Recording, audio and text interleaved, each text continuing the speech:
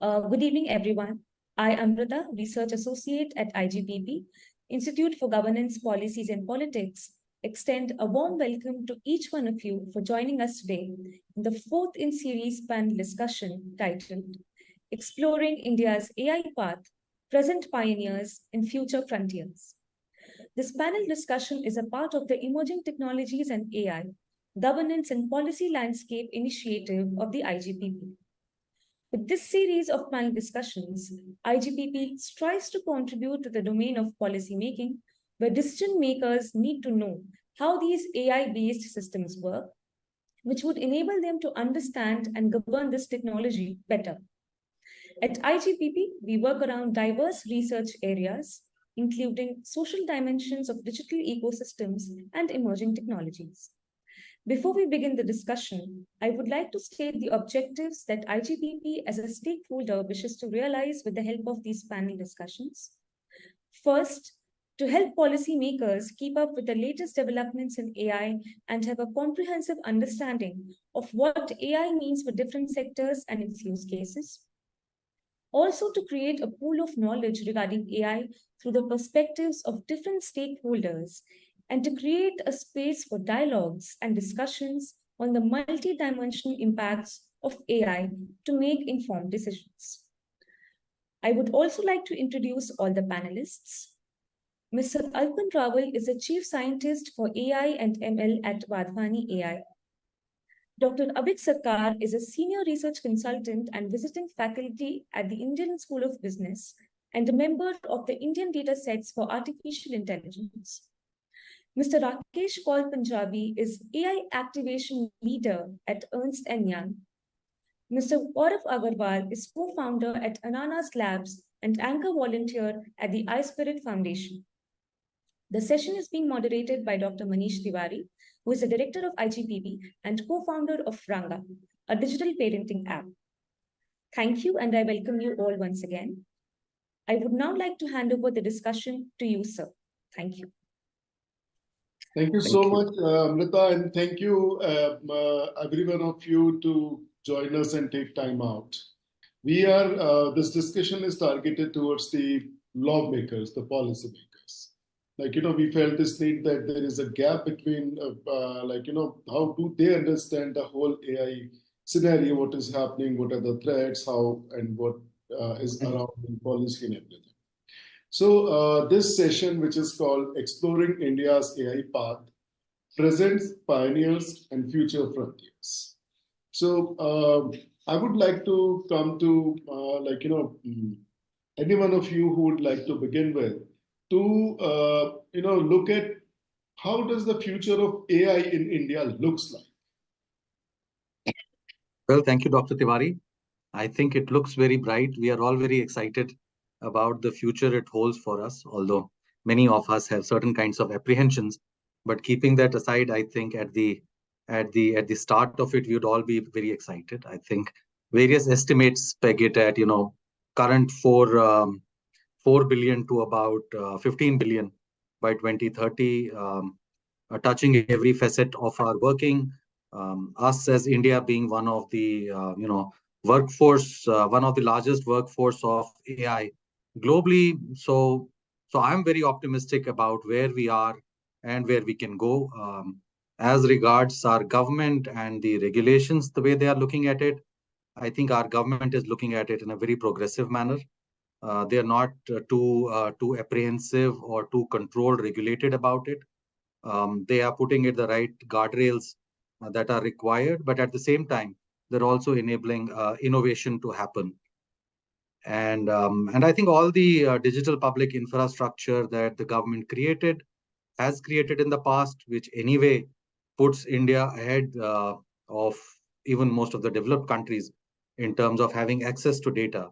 And with 1.5 billion people, with all the digital public infrastructure in place, whether it is, UPIs or financial inclusion, or for health inclusion, or what has been being done for agriculture. I think all these sectors, more and more technology has been inducted in the right way. And when I say right way, I think the citizen has been placed at the center of it. The consent frameworks were made available years back. And I think all the digital public infrastructure is using the consent-based framework so that, the citizen is in control of their data, and at least all the enablements in that regard have been made. So I'm very optimistic about where we are and where we can go to start with, to answer your question, Dr. Tiwari. Thank you so much. I would like to come to Mr. Alpan Rawal, now to you. How rapid is the pace of evolution of AI as a technology? And particularly if you look at the Indian context, is it something like which has come too fast, or are we prepared for it? So thank you for the question. I think, I echo Rakesh's comments that I'm very optimistic about the future of AI in India. Regarding whether it has come too fast, I think we are actually lagging behind. It could have been a lot faster. And the reason I'm saying this is because we have, if you look at our fundamentals, people keep talking about the economy and say our fundamentals are strong. And I use the same phrase in the context of AI. Our fundamentals are strong. We have the most diverse population in the world. This population is bridging the digital divide slowly but surely, and one of the largest populations in the world, right? So when you have a very diverse body of people leaving their digital footprint in various activities, whether it is healthcare, whether it is agriculture, whether smart cities, education, all at a large public scale, then in principle, you have extremely rich data sets that can be mined and used to develop intelligent insights, right? Which is what AI does. Now, so I would say at a high level, the future looks extremely rosy because the fundamentals are strong, but also the devil is in the details. So we have to understand that in order to be an AI first country, we first have to be a data first country. And we have to make sure that our data systems are strong, that we have checks in place, that we protect privacy, that our data sets are of high quality, that they are complete, that they are accurate. And then that will enable the corresponding AI systems to be robust and to be of high quality and to be useful and impactful. So I think we have to be careful about that aspect. But at the same time, we have so much potential, and I haven't even talked about the potential we have in terms of our talent. We have a huge amount of IT talent in this country that can use this data to gain insights. And so I see a very bright future, provided we put the right sort of fundamentals in place around data. Thank you so much, sir. Now, I think when we're talking about data sets and whether the fundamentals are right, or do we need to work more on it, we have Dr. Avik Sarkar, who is member of the the body which took care of the data sets. So, to Dr. Sarkar, do you perceive the current strategies adopted by the government to manage AI and mitigate potential harm enough? Do you think these things, whatever we are doing right now, is enough to do? So I think enough is a dangerous word, and we can just debate on just that word enough, because one might agree to enough is good, another might feel enough is too less. But I'd like to reiterate the point that Dr. Alpan raised. I think data remains a challenge in India. We have seen US made large amounts of data available to the ecosystem for many years, which have led to the development of various aspects, be it image data from ImageNet that Princeton University is doing, developing a WordNet for English, which actually help not only understand the language aspect, but also understand the meaning of language. So WordNet is a dictionary which actually helps you understand that apple and oranges are both type of fruit.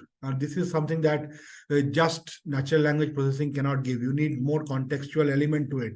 And this requires either you need a large data set like, say, Wikipedia, you can derive some of those relationships that, okay, places where apple is occurring, orange is also occurring, and that they might be related, or you have human intervention to tell that, okay. So often a lot of domain knowledge and human intervention is we are sitting on top to really do this. So WordNet that is available, say, for English languages is not available for Indian languages. So that huge digital divide definitely rise. The other big challenge is that India had a very good, robust research ecosystem. CDAC has been there for a long time, for the last 40 plus years. We have Department of Science and Technology funding a lot of research. The challenge in our ecosystem has been research has not moved to innovation. So they have published paper on many of the challenges that startups are today struggling to solve, but they have not been productized.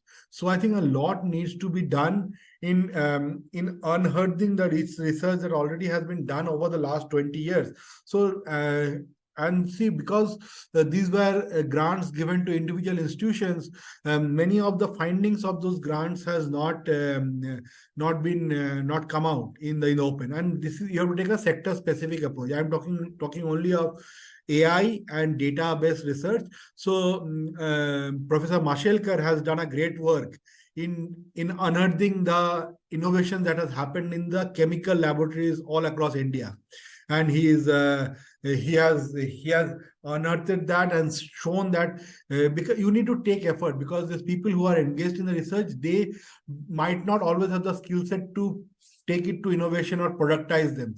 So often that skill set is required. So we have, say, people from Wadhwani AI today who are engaging in doing that whole ecosystem. And for that, they have to hire different skilled people, some who are good in research, some who move to research from research to productization, some who look for business opportunities to do that. The skill sets are different. So I think we have to help in the ecosystem. Given you are doing this session for policymakers, it's very important that we not just rely on the startup, because startups are very agile. They can run very fast, but they do not have the deep expertise often. And if they can be connected in some way with the last 20, 30 years research that has done, which has not grown, I think we can solve both the problems. We can get the agility of these young people along with the depth of the research that has done in the last 20, 30 years. So I think a large part of what you're talking about, say, have we done enough? I think there is always the glass half full and glass half empty. It depends on where you want to focus on. So in the last 4 or 5 years since the AI strategy has come and the nation's focus on AI, we have achieved quite a lot. We have got in a lot of startups to come in the ecosystem. A lot of them are trying to emulate models from the West, other than a few, like, say, there is a say a marketplace problem, building a marketplace to connect those various people. But there's a lot of deep research that is required. And Wadhwani AI, again, I deeply follow their work. The work that they're doing on, say, malnutrition, on TB, are some of the problems which are specific to India. So we need to focus the R&D that are focused on India and then take it forward. Responsible and the responsible AI and the risks that are there. I think in India we have done very little on that front. We are only scratching the surface of principles for responsible AI at this point. I think whether we come up with regulations around it or we keep the regulatory landscape open for our innovation to grow, I think that is something that will evolve over time. And the policymakers have to take a risk versus reward balancing and take a call on that, like whether they allow startups to do everything that they want, or they want to have a very restrictive environment where you want to be very safe, but you will have no innovation. So I think that is what we call in the public policy parlance, wicked problems. You might try to solve some problem, but you might create some other problem in the picture. So I think that I will leave to policymakers, because I think we can just tell them what is A and what is B, I think, and then let them take the decision based on there. I'll stop for now, but happy to take any other views at that later point. So much. I think this, the act of balancing innovation and security, and as you are also mentioning, Dr. Sarkar, like, this is a very tough task. And when we talk about the industry and policymakers, then it's really a very tricky thing. I want to come to you, Mr. Rakesh Kaul, because you had been working with the industry and all these deployment of the technology, AI, everything amongst different sectors for such a long time. I just want to know from you, like, what are the challenges which the industry has been facing regarding it? And what kind of, I would say, dilemma, this act of balance, it puts in front of the policymakers to regulate, not to regulate, kind of. Thank you, Dr. Tiwari. That's a very pertinent question, and all of us are struggling to answer it, to be very honest. I think why I say so is because, industry really wants to use more and more AI, but the real use cases and translating that to business values, delivering some tangible outcomes, I think that is yet to be witnessed fully. And I'm talking of commercial entities here using AI at scale. A lot of experimentation, a lot of piloting is happening across sectors, but but whether it will eventually, how will it happen, is something which is being discussed. I think generative AI is taking that much more forefront of conversations today. It seems something that can transform or augment the capabilities of regular workers that much more. And I think that's where a lot of action is happening today, where we are looking at augmenting rather than automation in that sense of our current people. And I think to that extent, a lot is being done, whether it is, the co-pilots which have been launched by various companies, which are focused on improving, your sales function or your finance function, augmenting your current working, augmenting the current working of the humans. Where I see a gap is that, like Dr. Sarkar just mentioned, that Vadvani AI is specifically looking at how to solve certain social problems using AI. I think that's an area where more and more effort has to go, because I think commercially using AI is something which a lot of people across the world are thinking and putting their mind to. And I'm sure they will come to solutions which are acceptable to the industry, where industry will find value. But who's in fact thinking about making, an ASHA worker, augmenting capabilities of an ASHA worker, or a district education officer who's working in a district? Now, these are roles which require a lot of support, but where, industry, unless pushed, will not work. They do not see a lot of merit, and I think that's where a lot of entities like Vadvani AI or government will have to focus, because if government has to create a workforce of future, they will also have to see how does AI, get inducted, embedded into their working today, and not just how it gets embedded in the private sector.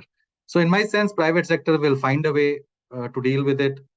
Government, while pushing it for private sector innovation, I think should also look at how do they embed it in their own internal working.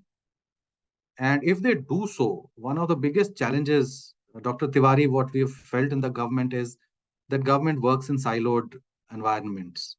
And this is one opportunity which can help break those silos without breaking the protocols of each ministry, but still making information available in a way that, silos can be broken at the touch of a button. So there are huge potentials which I see, which the government can enable.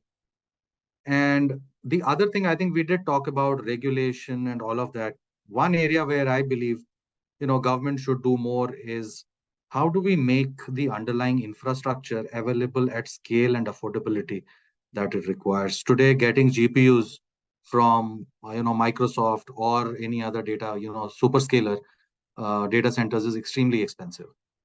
And going forward, how do we, and unless those are made available, using this technology at scale eventually will become an issue, unless we get our own large data centers to adopt, to buy, to make these GPUs available within India at a price which allows them to be used at scale. So I think that's something which the government, these two things which the government should take up on priority to try and sort out. I just want to come to data, as you have also mentioned. Mr. Alpan, like both of them have mentioned about One AI a few times, and the kind of work you are doing, what One AI is doing, is really appreciative, and with the government also. Now, there's a lot of debate going around what the developers have been facing about the quantitative and the qualitative. And which means, like, if you have to train models, you need large data sets, but sometimes it feels like you are losing on quality when you are focusing on quantity. What kind of solution can be there in terms of any universal systems or any unified systems about it? So this is a challenge. I mean, I will admit it. It's not just a challenge for us. We, in fact, work very closely with the government. And we've been able to address some of these silos. I think we've been very fortunate to be able to work with the government closely on some of these aspects. The challenge is really at the ground level.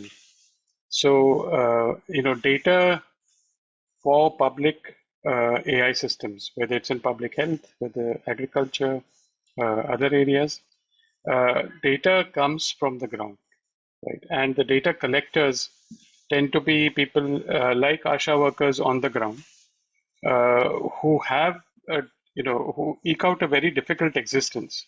Now, on top of that existence, if you ask them to collect high quality data, that's also not, not a reasonable expectation. So you have to balance some of these things. What is the kind of data that you can expect will get collected on the ground?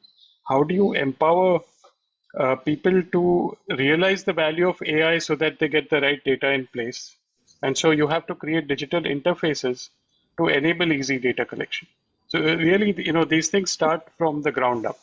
You have to create the digital interfaces so that the job of collecting data and doing the right checks becomes much more simplified and easy on the ground.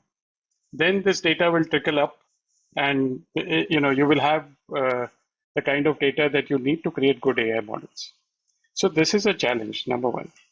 Number two, a lot of these questions are very context dependent. So there are some contexts in which you need to put a lot of guardrails around the AI. There are some contexts in which you may not need to put as many guardrails. In typical healthcare diagnostic settings, for example, you need guardrails. You cannot have an AI algorithm diagnosing a patient. That's an absolute no-no. That can never happen.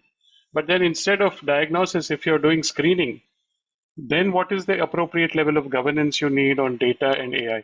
So these are questions that must be answered on a case-by-case basis with a lot of thought going into them. And I think this is something that we bring when we partner with the government, is we help think through some of these strategies. Of course, we haven't yet solved the data problem. Whenever you have to collect data on the ground, it is always going to be a challenge. We have to work with this challenge. We have to design AI systems that may not be the best systems at this point of time, but you get them deployed with human in the loop.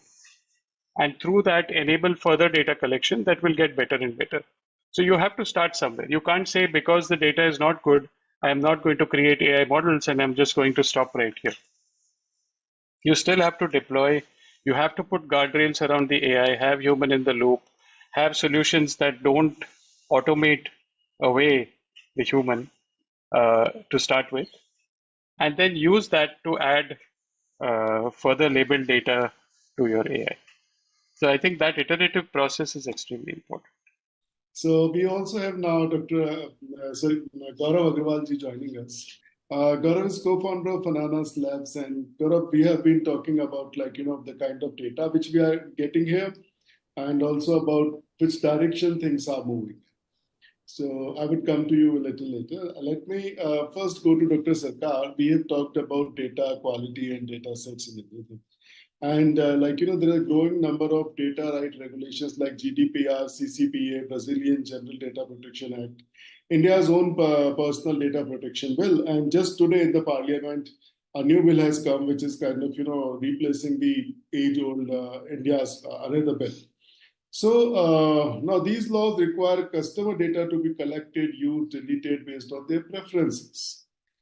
Do you think the data sets which we have in India as of now, they comply these rules or kind of, requirements which should be there? So data sets, when we talk about, we are talking about data sets which are a lot in the public domain that can be used for research purposes. I think the best of my knowledge, we don't have much customer specific data available in the domain, available for research at this point. So I think that is one of the big bottlenecks in the ecosystem that we currently have. Even when we talk about, say, data for the purpose of research, we primarily look at non-personal data. So non-personal data can be, say, newspaper articles or something which is at a bit aggregate level where no personal data is infringement happens. I think we don't have a lot of this data.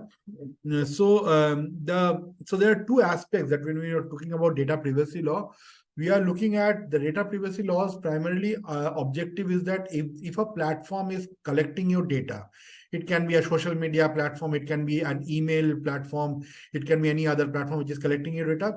When they are collecting your data, they are not sharing it with someone else. So that's the principle primarily where all these laws and regulations for data privacy comes in. They do not do anything. That's what Cambridge Analytica took place. So nothing of that nature takes place. I think that is to safeguard that thing. When we are looking at the other side, the innovation, there was a draft non-personal data bill from Gopal Krishna committee that came out, but it has not become a bill yet.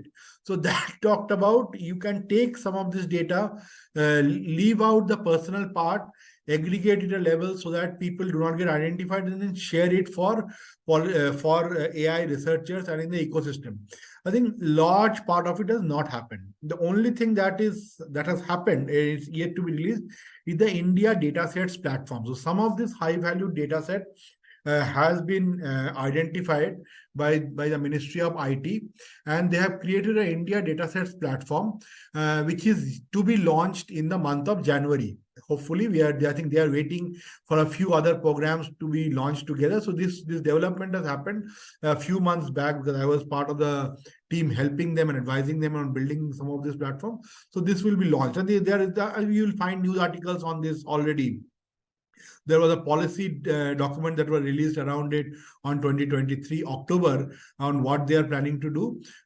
So this platform, as of now, leaving out the private data and taking care of the private data that can be shared for research purpose will be available. So say if you talk about, say, data on, say, ride hailing services, so you're talking of, say, Ola or Uber, some of those services, you can look into from the data that form not giving the exact location of where your home is, where you are going to your office every day. They randomize your location so that the sort of the pin code remains the same, but they provide you a random location in your pin code instead of the exact location. And your office is in which pin code, that random location is provided. And in the time of the day also, they might randomize a little bit so that there is no de-identification that might happen, but then they can share this data with leaving out any name or personal details. So this is a type of de-identification that we are talking about. Some bit of randomization or share or covering of the personal data and then making it available. Now, see, if we have data of this nature for the entire day, entire month, I can well know what is the cab demand across the whole city at different hours in the day.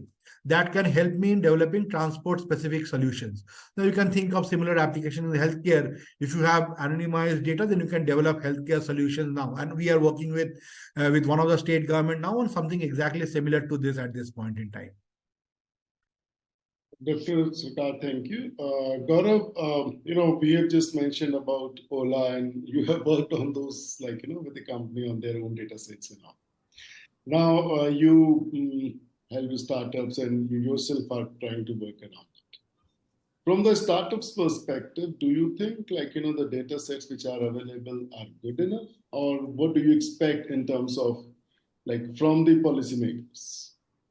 So thank you, Manish, and here I'm sort of representing both my startup, but maybe even a bigger way, as you also have it in your introduction. I'm a very active volunteer with iSpirit. So in fact, what I'm going to talk about with regard to data sets to build these foundational models or even to fine tune models, right? Existing foundation models to serve a particular need.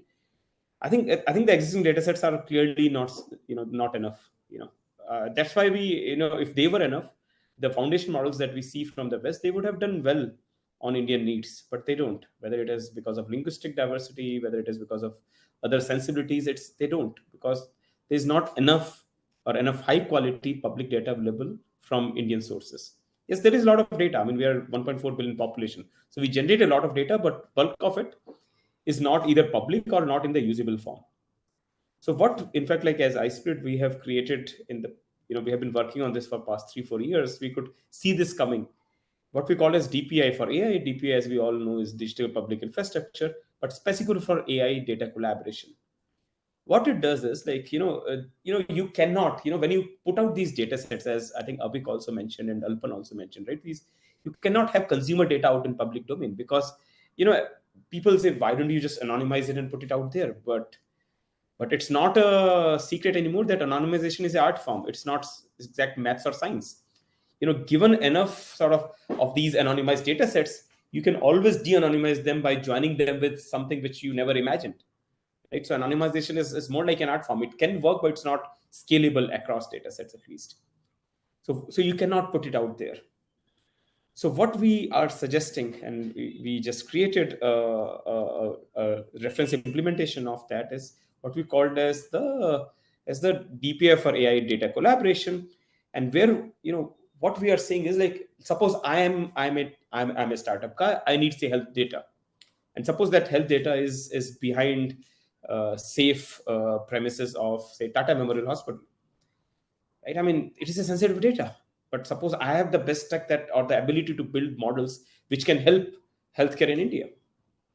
Now, they are not going to share that data with me. It's too risky. Why will they trust me? Indian legal ecosystem doesn't work as well. Even if I sign a contract, there is no way they can figure out if I misused it or if the leakage happened despite my best efforts, or maybe I acted not in the best interest with regard to the privacy of the data. So those things don't work in India. Those kind of legal contracts to maintain the privacy when I get access to that data, they don't work in India. We have to look at the realities of Indian legal system. Rather, what we can do is do whatever anonymization you want, but the data doesn't go from Tata Memorial to Gaurav, but actually it goes to something called as confidential clean room. So I never get the raw access to data, but my code gets raw access to the data in this CCR. Not only that, so CCR is not a new concept. It has been around for a long time. But another problem that we face today is, like, these very large models, like, they have, we are talking about billions of parameter models, right? They tend to memorize data, the data that they are trained on, and that's creating trouble even in creative industry. That, you can create music which actually is just a copy paste of music created by someone else. So to take care of that, what we are also have in this framework is model validation or model certification, which makes sure that using differential privacy, the model that is created, it is not over memorizing the training data. It is learning the patterns. Obviously, memory is a bit. You have to learn the patterns. That's what model training is. But it is not memorizing individual rows of the data, if you want to think of it that way. That what that does is, not only you have very use-based, time-limited access to data in that CCR, but also that model that goes out, it is being prevented from memorizing the training data. And all this will be guaranteed mathematically through the paradigms of differential privacy. So to me, like, the data, the training data has to be thought through in these data collaboration frameworks, and not by creating data sets which are out there in public domain, because you cannot anonymize them enough and share them and be rest assured that they will not be misused. So this is what we have been building at iSpirit, and I'm like, in fact, like, we have put out open house videos on YouTube that our audience can go and listen to get more details about what I'm talking about here. I don't know if this answers your question, but it's a very different paradigm of, instead of just putting out a data set platform with public data. I think the most interesting thing about AI is, like, the questions and their answer both are not really clear. Only AI can answer them, probably.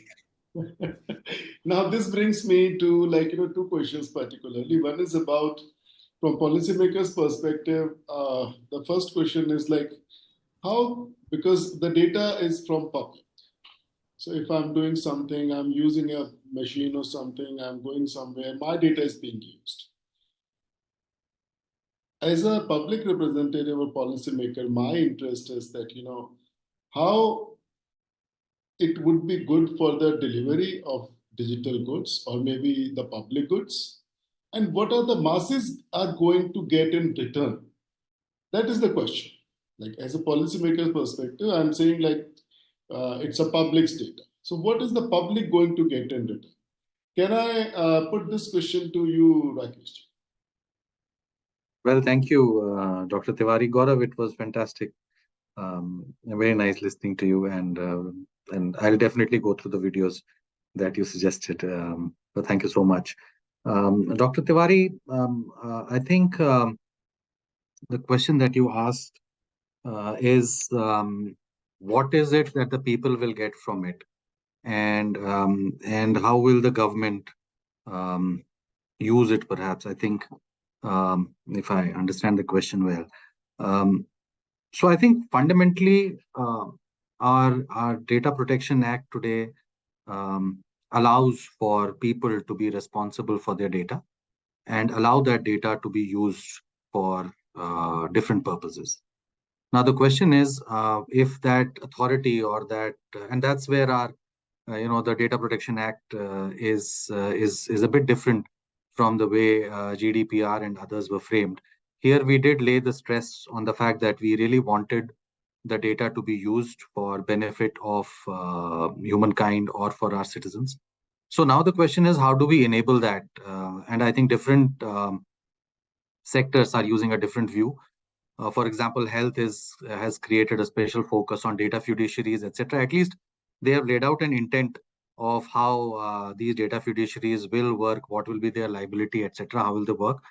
I'm not sure the next degree of detail is available today, but the intent that each hospital, etc., will in a way become a data fiduciary wherever this data is kept, is available, has the right guardrails associated with it so that it is not misused. Some of the ways of creating, what we just heard from Gaurav is how to make that data available. And there are various other mechanisms of creating data which can be made available to the government for any such users. At the end of the day, I think people will benefit from it and are already starting to see the benefit of it. Many platforms are already using it. Like we just heard, Vadvani AI for malnutrition or for childbirth weight or for tuberculosis, for screening benefits and all of that things which, and there are many other startups, etc., which have started to give real life use cases where one can benefit from AI. The question is, how scalable are they and how will it get scaled? Is the government ready to scale it? Is there enough? One is to have models. The second is, how does government procure it? There is so much more bureaucracy involved with it that even if you have a startup which has a solution and then there is no other comparable solution to it. In that situation, how do you procure it? How do you scale it? How do you price it? How is the reasonability of price established? So I think unless the use case is such that the business viability lies in itself for the startup to take, obviously it will yield its result and the startup will take it forward. But wherever the use case is for government to scale it, then all of those other things have to be dealt with. And that's where, the policies around Invest India and we had about the Startup India, where they are allowing the MSME to come in. I think the policies around that have to be more strengthened, which allow the AI use case or startups to come and make it available by creating a tunnel for them to make it available at large. But I think at the end, whether it is through synthetic data, through creating these data fiduciaries, or through the mechanisms Gaurav was saying, the government will have to find a way to enable this data for various kinds of ecosystem to work at it and make it meaningful for our citizens. Yes. So can we just come in at one point, Mr. Sure, Dr. sir. Yes. So I think that's very valid point that Mr. Rakesh mentioned. I think we often look at benefit from a direct sense that he was talking about, but I think we have to also look at a lot of benefit which is indirect. Today we have this large language model available in English, but we don't have production grade large language model in many other languages. The reason for that is from the 70s, 80s, 90s, the US government has funded universities to come up with large data sets, and that has then been taken up by the large big techs also. They have followed that, and that ecosystem has been built that you make available large data sets for research purpose. And that is the years of research that we talk about. Very basic elements of, I will talk again on language, which is say English language, natural language, part of speech tagging, English language, WordNet. These have become so much commoditized. They are all open source now. So people can take advantage of that and build upon that. So if the government is making these data sets available, so one thing that I always feel is that the government shouldn't take the onus on themselves. They should have private players. They should have academic partners build on them, because if you see the US, they have also followed the same models, that they will have a onus in doing research of it or getting some monetary value of it. And in that interest, they will also maintain the data over time. So that's one important aspect that is there. So I think investment in research often is not visible in short term, it's visible in the longish term. So today also, if you see China, they have invested in research from the 1980s, and they are the leader in many areas today. So often there is a lag in which research takes from research to prototype to production, and then seeing economic benefits and people. So I think we also have to be patient and look from a long-term perspective. I know living in a democracy, thinking long-term is difficult, because we always have to show results in 5 years' time. Otherwise, you win or lose. So I think that's a challenge. But I think, yes, we have to look from a long-term perspective, from a policy angle, that many of these things might take some time, but we have to stay on it focused. May I I think just that also brings. Yeah, please. may I just chime in here? So yeah, I completely second everything that's been said. So both what Gaurav said about sensitive data, that you have to create these mechanisms to make sure that as you said, anonymization doesn't always work, and so you have to create these sandboxes in which you can build models, in which the model sees the data but the human doesn't see the data, and so on. But then there is also other situations, the other extreme, where there are safe data sets that don't need to be controlled. And those data sets should be made public and made available for research.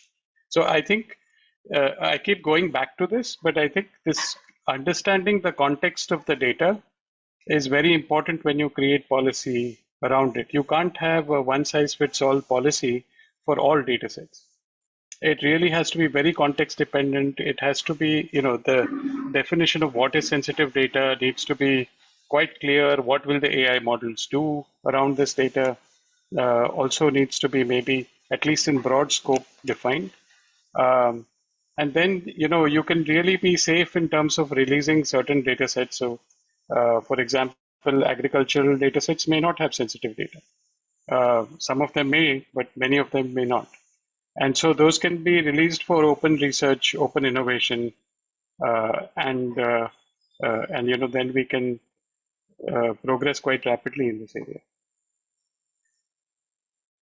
I think this was precisely I wanted to ask you, Mr. Arpan, the role of human agency in the deployment as well as the usage of AI is one of the key factors how the AI technology might prosper. As you are saying, something from agriculture could be not as dangerous to put out in public in terms of for usages and other things. How do you think this human agency can ensure the optimum utilization of a technology, which is, I would still say, it's at a nascent stage? Yeah. So I think optimal is a very big word at this point. I think if we get it utilized to create impact that is beneficial to society, and then again iterate upon it, I think that will be a good goal to aim for. The way people use technology, especially on the ground, is very different from the way you and I use technology. And I can give you one example from our own work. One of the solutions that we are working on is an infant anthropometry solution, where we take a video of a baby in the rural setting, in their house, in poor lighting conditions with varied backgrounds and so on. And from the video, we can infer the weight of the baby down to about an average error of 130 grams or so, which is quite good and quite usable in the field. It's fairly robust. Now, when we built an initial prototype of the solution, we went and showed it to mothers in villages. So we went, we had a team go out to various villages to test drive the solution. And we were obviously, because it's something that we had built, we were very proud of it. And we showed it to a mother and said that, look, we can take a very short video of your baby and tell you the weight of the baby. Isn't this wonderful? And she said, no, it's not a big deal. Obviously, you are taking a video, you can tell the weight. But her biggest concern was, where are you storing that video of my baby? Where does it go? And to explain that, this goes in the cloud, we make sure that it's a secure environment. Those explanations don't work, right? So I can't say that I have a solution to this problem. This is something that we are still tackling. I mean, the real technical challenge there is that if you blur out the face of the baby when you take the video, which can be done, that throws off the weight estimation completely, and you get huge errors. So this is a real life problem that we are tackling, and so now when you ask, how would human agency be used to optimally deliver this solution, I think we have to work within the constraints where you're going to deploy the solution on the ground. What are the on the ground constraints? The constraints could be not just physical or resource or money related constraints. They could be constraints that are psychological, deep-rooted taboos, deep-rooted ideas and superstitions that you have to deal with.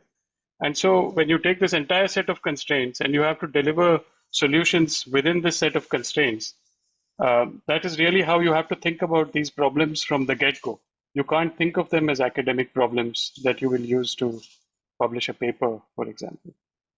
Do you think the regulations which we have today, they stifle the innovation or they kind of, help us out? We can begin with you, Gaurav, because you have been using it and what do you think of it? Are our regulations stifling innovation? Yeah, so we need a new approach to regulation. So as I said, it is not just the data collaboration. I think current regulatory system is it is bad in both manner. It is not it is not providing much safety to customers or individuals, and I think it clearly stifles innovation. I think it is bad on both sides. So I think in the world the discussion is around regulation of AI, but I think what India needs, and in fact, as my role in iSpirit, we have been discussing with the right authorities, it is regulation both of AI and for AI. We cannot ignore both, right? I mean, at India, we are still a low to middle wage earning society. If we have to sort of grow from here, we cannot just worry about only about the safety of AI. AI is an opportunity for us, but at the same time, we cannot disregard the privacy and the individual rights of data and just say, let's do whatever it takes. We grow, it's okay. You can't do both, right? So I think that's why and to me, many times people think of regulation as a thing which only stifles things, right? Because it sounds regulation is like constraining, but actually, if you just think about it, I sometimes take this example. Suppose you build a new road, and you don't have lane markers, you don't have traffic lights, traffic signals. What happens? You have a very nice road, but there is no regulation, right? I mean, anyone can go any direction, disregarding others' rights, or there are no rights are not even defined actually. But if you create a new road, also have these traffic signals and lane markings, and you ask people to follow certain guidelines, it sounds like regulation. Obviously, it is regulation, but actually, on the whole ecosystem level, it makes the traffic move faster. It reduces the chances of people bumping into each other. So to me, that is a very easier example, but I think that tells us that you can have regulatory framework which prevents accidents, but at the same time increases the average speed at which vehicles move, right? So I think that's how we have to think about it. Yes, for example, like there are talks of these in European context at least, that they are talking about limiting or how large a model can you build. I think that's such a very bad argument. I mean, you have no idea what's going to happen. You are saying so that is like exactly a kind of regulation that will kill innovation. And what happens when you kill innovation? The big tech will still find a way to do it. It's only the smaller players, the players who could actually make your ecosystem more vibrant. They are the ones who get stifled. The big tech find their way always to create things no matter what. So it's not only like you are making it bad both from the point of view of growth and also from the point of view of privacy again, right? So to me, like we need a new vibrant regulatory framework. It's not that hard. And I think with a proper industrial and citizen participation, and I think we can take a lead on it, because I think both let's leave China apart from here, but both US and Europe are kind of confused. Europe is overly protective, and US, as we all know, is too capitalistic, and both the systems are not right for India. What we need is like best of both worlds. In fact, recently Mr. Sanjeev Sanyal, he wrote an article about treating AI as a complex adaptive system, and I think many of the ideas that he laid out there, they are still high level ideas, but I think they make a very good sort of initiation of how the discussion around regulating AI or doing regulation for AI can work out for India, which is not too prescriptive, but rather it provides guardrails so that overly bad things cannot happen while spurring growth in this area. Mr. Kaul, do you think, like, because you work with probably both, more so with the big tech and big companies maybe, and the states, what do you think of it? So look, what Gaurav said is the way forward.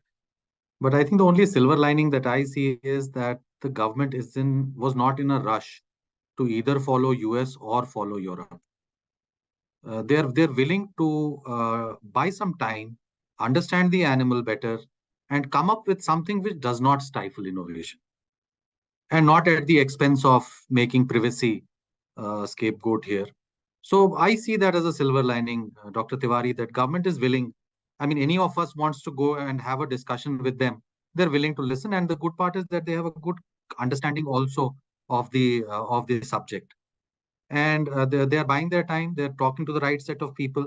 They are seeing how other countries are doing it, and I'm quite hopeful that at least for AI, we will have a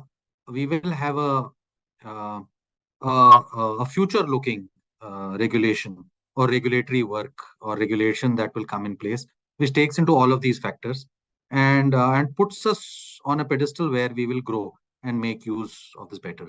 I also see the government looking at data the way we spoke of, to make it model agnostic, to make sure that it works in the right direction.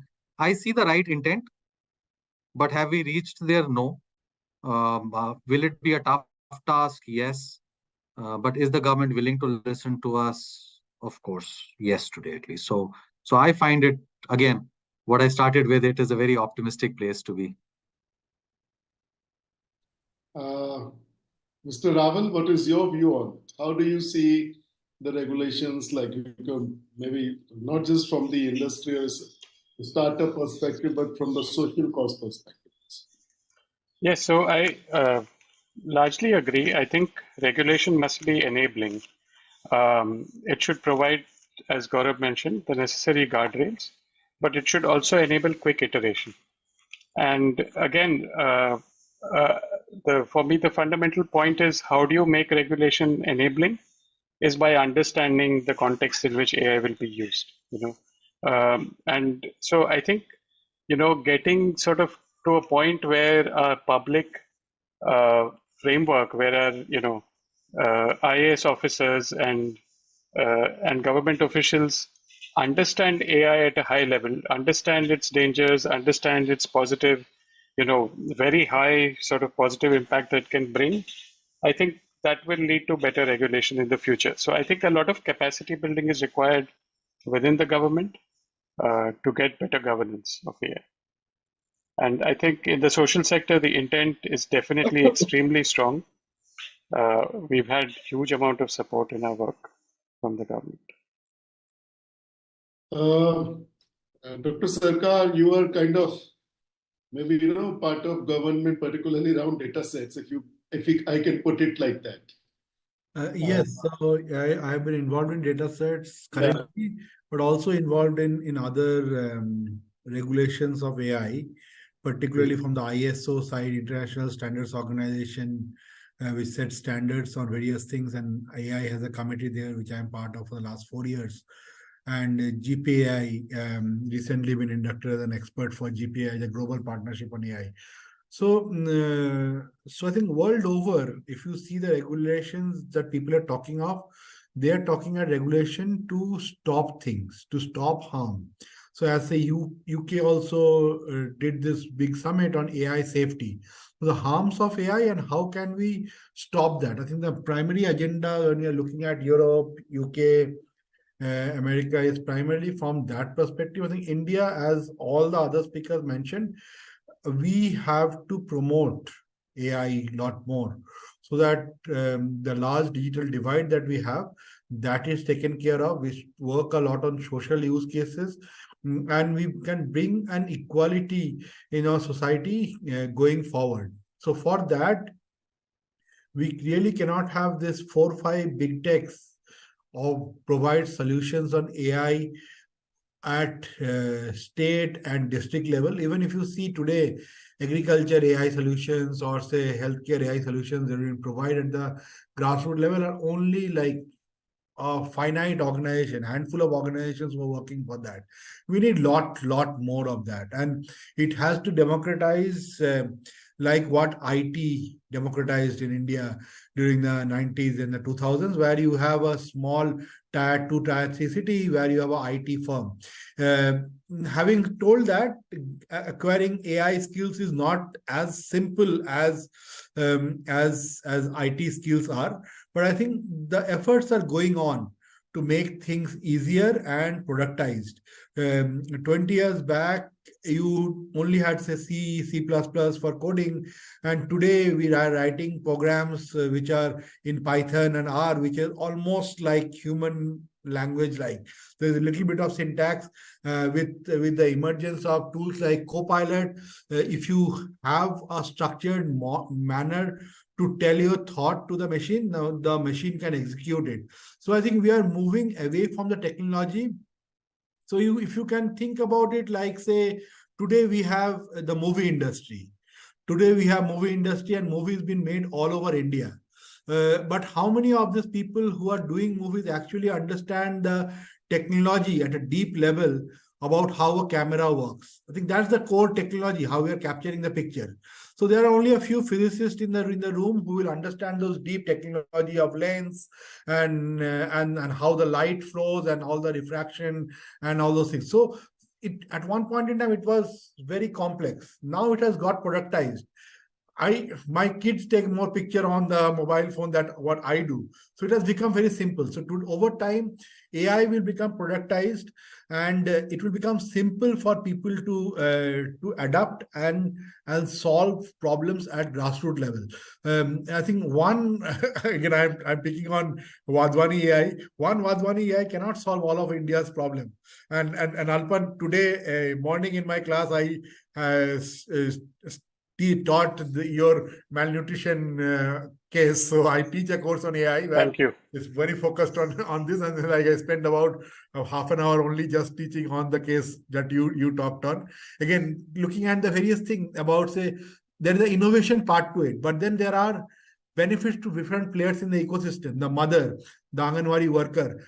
how are each of the people in the ecosystem benefited? How is the state government benefited? Who will pay for the solution? Definitely the mothers are not going to pay for the solution. So given a business school, we also focus on, when you develop a technology of this manner, who is the person who is counting the bills for the solution. So I think that also becomes very important. In a lot of the cases, we see the state government playing the role. So I think that dynamics also matter, how the rollout of those technologies happen. So I think we need regulations that will democratize AI a lot more. People can develop an application like, say, what Vani is doing, or say what Gaurav is doing today in Gujarati, Tamil, and Marathi. They will be able to tell things in a language, and the application can be developed with the components available in the ecosystem. I think we need still quite a bit to go to that level. I think once we are there, then we can tell that, okay, we have developed the policies for doing that. I think the important part about this whole FICC, like the future looks good. And as all of you are putting it, even the present is like, is good, and the kind of terms of policies, regulations, and all. So I think I must thank you all here. Like, what do we conclude here in the sense, because we already have begun with it, that it looks good as of today. And the kind of concerns we have been talking about are not really as big. Or is there anything like, can I ask you to conclude, and all of you in say 1 minute each? Like, what do you think the future of AI in India? As Rakesh had already started by saying it. I can go first, maybe, because you were asking anyway. So I think the future, I think the present and future are very promising. I won't call it bright, but I think the promise definitely is there. I think if we play our cards right as an ecosystem, I mean, it includes all of us, government authorities, regulators, everyone, researchers, startups. I think it is it's like a battle for us to lose. I think we have the right talent, right skill set, right need for us to do well, because like our problems are so versatile, so diverse, and so imminent that it is like a godsend in some way, that we solve our problems using AI. So it's a vehicle to solve our real problems that surround us in our day-to-day lives. So I think it's a battle for us to lose. Yes, we have messed things up in the past. So yes, we have to be careful and on our toes, literally, to do it right.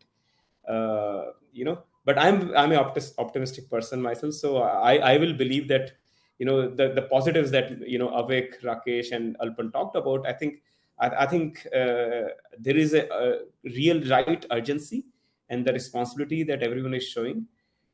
So I would say, suppose we are having this discussion a year from now, I think we will be in a very much better shape with much clear path towards making India AI product nation and not just a consumer of AI. And we risk, otherwise, other things exist like a desperation of sorts, right?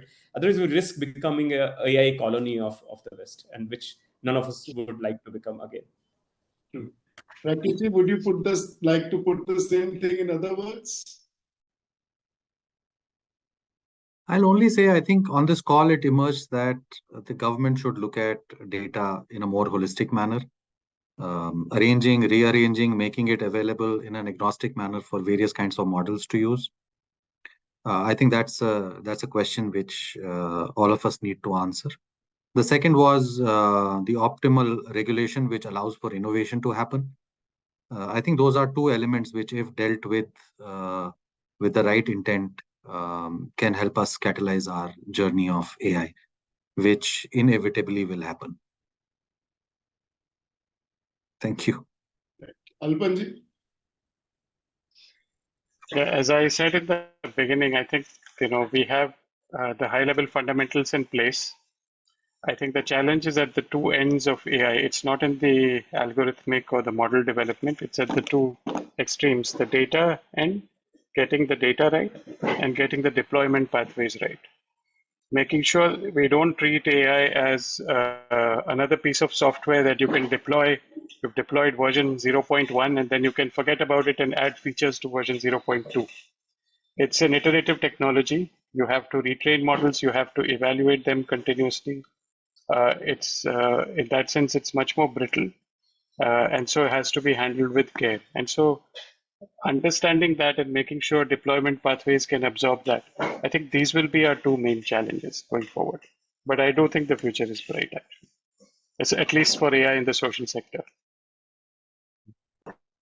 Dr. Sarkar? I think I corroborate with what the other speakers mentioned. I think the current development in the recent years has definitely added. One thing that we have also realized while in this journey in the last 5-10 years is that often the private sector cannot play all the role, because not every solution has a business model or something profitable to do. And we have seen entities like Aadhaar and UPI come up. And I'm also targeting at Gaurav, this whole DPI infrastructure which is coming up is very promising. And so we have to also look forward to it and see what evolves from here.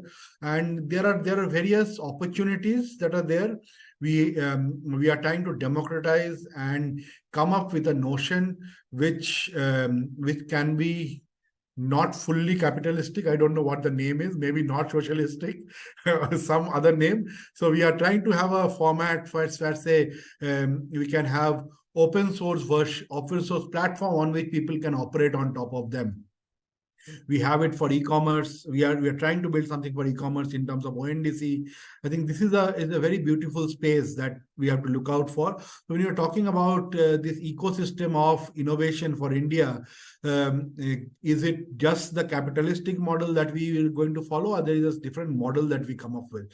And I think not just India, I think the global South is looking at this innovation. So I think the sense of urgency is not because of our need. The global South is also looking at can we provide them a solution that can be open source to large extent, that they can adapt and they can fast track and accelerate in their development story also. So I think we have a responsibility towards the whole world at this point. Thank you, sir. I must conclude the session now, and I must thank you, all of you, to take time out.